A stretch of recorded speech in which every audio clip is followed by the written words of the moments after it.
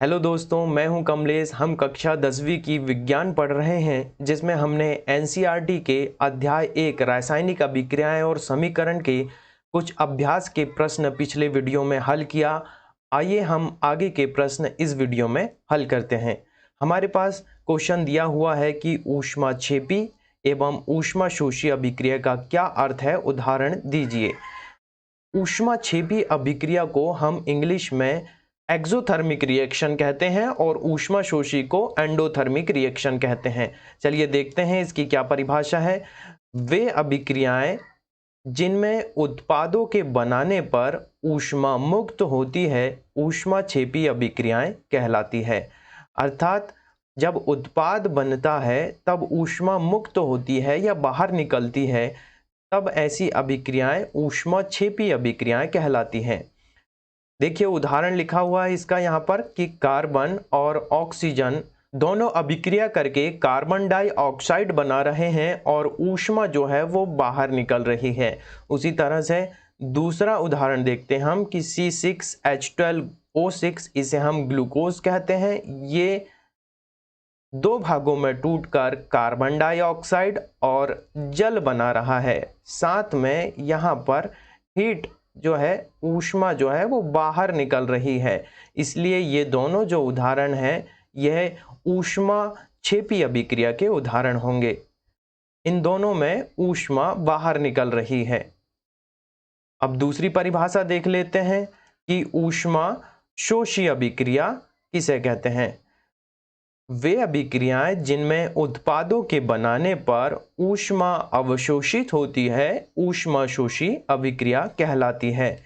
ऐसी अभिक्रियाएं जिनमें क्या होता है, उत्पाद बनाने के लिए ऊर्जा की आवश्यकता पड़ती है या ऊर्जा जो है वो अवशोषित होती है, तो ऐसी अभिक्रियाओं को हम ऊष्माशोषी अभिक्रिया कहते हैं। उदाहरण देखते हैं यहाँ पर फेरस सल्फेट जो लिखा हुआ है FeSO4, यह अलग अलग भागों में टूट रहा है। इसे बैलेंस करने के लिए हम सामने फेरस सल्फेट के सामने 2 लगा देते हैं।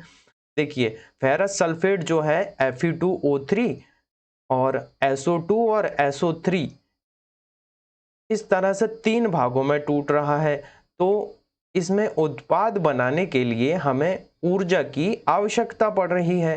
तो इस तरह की रिएक्शन को हम ऊष्माशोषी अभिक्रिया कहते हैं। तो इस तरह से हम कह सकते हैं कि ऊष्माक्षेपी वह अभिक्रिया है जिसमें ऊष्मा या ऊर्जा बाहर निकलती है, और ऊष्माशोषी वह अभिक्रिया है जिसमें ऊष्मा या ऊर्जा अवशोषित की जाती है, ऊष्माशोषी अभिक्रिया कहलाती है। आइए अगला क्वेश्चन देखते हैं। अगला क्वेश्चन है हमारे पास कि श्वसन को ऊष्माक्षेपी अभिक्रिया क्यों कहते हैं, वर्णन कीजिए। जो श्वसन है, सांस लेने वाली प्रक्रिया को हम श्वसन कहते हैं। उत्तर देखते हैं कि पाचन क्रिया के समय भोजन हमारे शरीर में उपस्थित ऑक्सीजन के साथ मिलकर ऊर्जा मुक्त करता है। हमारे शरीर की कोशिकाओं को ऊर्जा मिलती है, अतः श्वसन एक ऊष्माक्षेपी अभिक्रिया है। अर्थात यह कह रहे हैं कि जब भोजन हमारे शरीर में जाता है तो वह ऑक्सीजन के साथ मिलकर क्या बना ले रहा है, ऊर्जा मुक्त करता है। भोजन ऑक्सीजन के साथ मिलकर ऊर्जा मुक्त करता है, इसलिए श्वसन को हम ऊष्माक्षेपी अभिक्रिया कहते हैं। उदाहरण से देख लेते हैं। C6H12O6 यह क्या है, इसे हम ग्लूकोज कहते हैं। ग्लूकोज ऑक्सीजन के साथ मिलकर क्या बना रहा है, कार्बन डाइऑक्साइड और जल बना रहा है। साथ में ऊर्जा जो है वो बाहर निकल रही है, इसलिए श्वसन क्या है, ऊष्माक्षेपी अभिक्रिया है। अगला क्वेश्चन देखते हैं। वियोजन अभिक्रिया को संयोजन अभिक्रिया के विपरीत क्यों कहा जाता है, इन अभिक्रियाओं के लिए समीकरण लिखिए। जो वियोजन अभिक्रिया है और संयोजन अभिक्रिया इसके विपरीत क्यों है, यह बताना है हमें इस क्वेश्चन में। देखते हैं उत्तर कि जिस प्रकार संयोजन अभिक्रिया में 2 या अधिक अभिकारक परस्पर क्रिया करके उत्पाद बनाते हैं, ठीक उसी के विपरीत वियोजन अभिक्रिया में कोई यौगिक 2 या 2 से अधिक यौगिकों में विघटित हो जाता है, अर्थात टूट जाता है। तो ऐसी अभिक्रियाओं को क्या कहेंगे, हम वियोजन अभिक्रिया कहेंगे। संयोजन का अर्थ होता है कि जुड़ने वाला और वियोजन का अर्थ होता है अलग अलग होने वाला। तो हम उदाहरण देख लेते हैं संयोजन अभिक्रिया में। यहाँ देखिए H2 हाइड्रोजन जो है वो ऑक्सीजन से मिलकर H2O का निर्माण कर रहा है। तो हाइड्रोजन और ऑक्सीजन दोनों जुड़ रहे हैं, इसलिए हम इसे संयोजन अभिक्रिया कह रहे हैं और उत्पाद H2O बन रहा है। उसी के विपरीत वियोजन जो अभिक्रिया है, इसमें जल का एक अणु हाइड्रोजन और ऑक्सीजन में अलग अलग हो रहा है या टूट रहा है, इसलिए हम इसे वियोजन अभिक्रिया कहते हैं। अलग अलग हो रहा है इसका मतलब है कि वियोजित हो रहा है।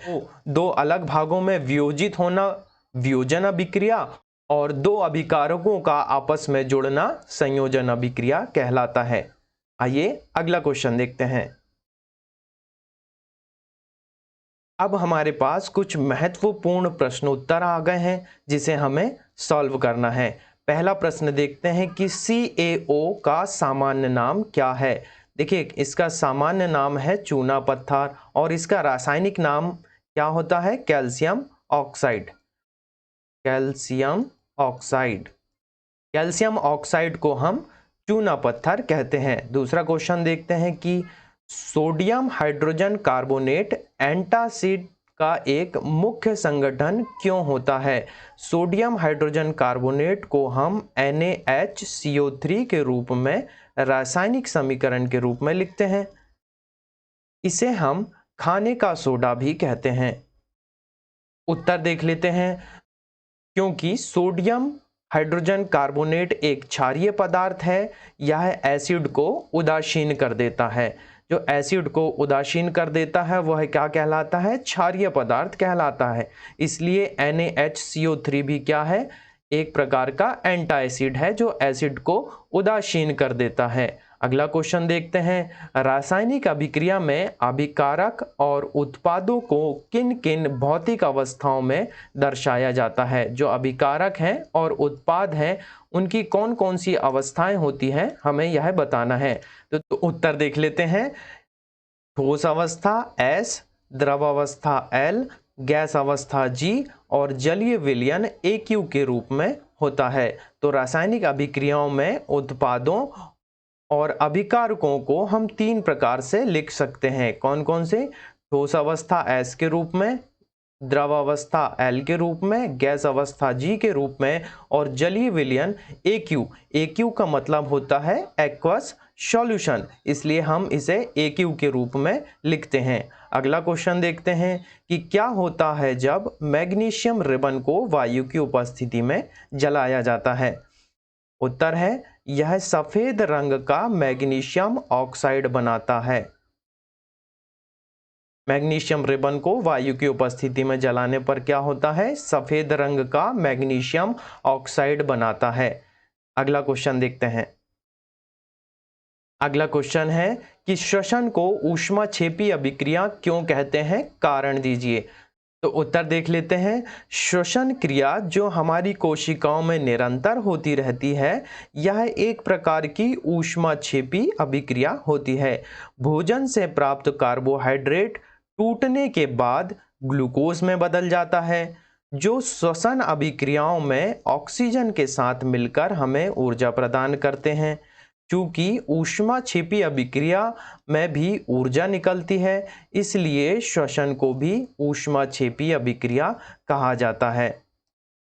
श्वसन जो हमारी कोशिकाओं में होता है वह ऊष्माक्षेपी अभिक्रिया होती है। देखते हैं कैसे कि भोजन में जो कार्बोहाइड्रेट होता है वह ग्लूकोज में बदल जाता है। ग्लूकोज का क्या सूत्र है? C6H12O6। इसे हम ग्लूकोज कहते हैं। यह श्वसन में ऑक्सीजन के साथ मिलकर क्या बनाता है? कार्बन डाइऑक्साइड CO2 प्लस जल H2O प्लस ऊर्जा मुक्त करता है। जो ऊर्जा मुक्त करता है उसे हम ऊष्माक्षेपी कहते हैं। जो ऊर्जा मुक्त करता है उसे हम ऊष्माक्षेपी अभिक्रिया कहते हैं। ऊर्जा को ही हम ऊष्मा के रूप में भी जानते हैं। ग्लूकोज। आइए अगला क्वेश्चन देखते हैं। उस अभिक्रिया का नाम बताएं जिसमें दो या दो से अधिक अभिकारक मिलकर एकल उत्पाद बनाते हैं। इस अभिक्रिया का एक संतुलित समीकरण लिखिए।